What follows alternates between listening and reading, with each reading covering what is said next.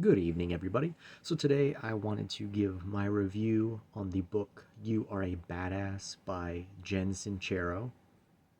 I just finished it last night, I believe, and I returned to the library. Otherwise, I would happily show you the copy that I read here on the video, but fortunately I had to give it back to the library so that I could pick up some new books that I had on hold. But getting down to business, the book was okay. I'd give it a 6 out of 10, honestly.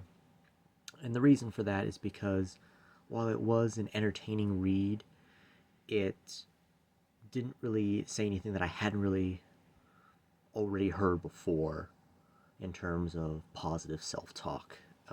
Every section ends with a reminder to love yourself, and she mentions the concept of something called source energy, which the way I understood it was there's this ether throughout the universe, throughout the world that we can tap into through our positive affirmations. And whenever we engage in negative self talk or um, anything that goes against your goals and that doesn't lead to achieving your dreams, that's contributing to what she calls the big snooze, and that's not working in your favor. So, the biggest thing that you can take away from the book is make sure you have a positive mindset about your situations and make sure you do everything in your power to see what you can actively change about your situation.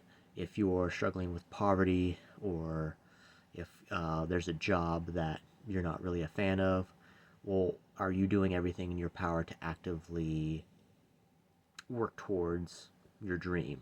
Are you looking for other jobs? Are you asking friends and making connections so that you can network and find something else? And if you're not doing those things, then you need to start. Those are some of the examples I remember from the book. But honestly, the book is one that you could probably watch the Cliff Notes or the Spark Notes edition of and still get the same information. It was interesting, some of the stories that she mentioned.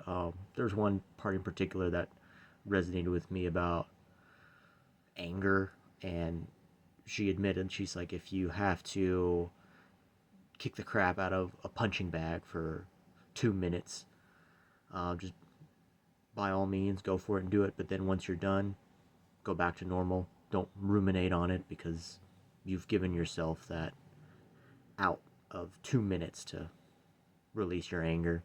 And I thought that was kind of cathartic to read about. But the cover and the title enticed me, and prior to that, I'd read the book, The Subtle Art of Not Giving an F. So after I read that, I wanted to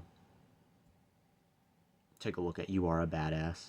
And it was an easy read. It was about 260 pages, and I finished it within a few days. It took me a little bit longer because I wasn't actively reading it every day.